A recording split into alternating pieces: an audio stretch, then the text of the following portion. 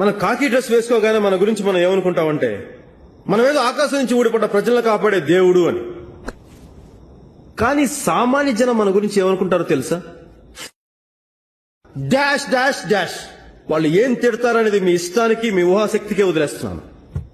వాళ్ళ తిట్లు తిని ఇంకా ఇలా బతికుండడం కంటే చెవుల్లో వేడి వేడిగా కరిగించిన సీసం పోసుకొని చచ్చిపోవడం మంచిది సార్.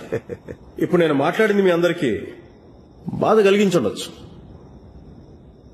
కానీ అదే నిజం. ప్రతి దినం పొద్దున్నే లేచుడు, స్నానం చేసుడు, యూనిఫామ్ వేసుడు, జీప్లోకి ఎక్కుడు, పెట్రోల్ పోసుడు, స్టేషన్ పోయి నెల జీతం తీసుకున్నాడు. ఇలా 40 సంవత్సరాలు లోపుకుంటూ గడిపినాక ఏదో ఒక రోజు ఎవడో తెగిన 6 అడుగులు గోతులోనే పోయి కదా పడుకునేది. మరి ఎంత దూరం పరిగెడతాం? భూమికి బాకీ ఉన్నోళ్ళం. ఇది నా వల్ల కాదు సార్. ఈ కొమ్రం పులి అలాంటి నీచమైన బతుకు బతకలేడు.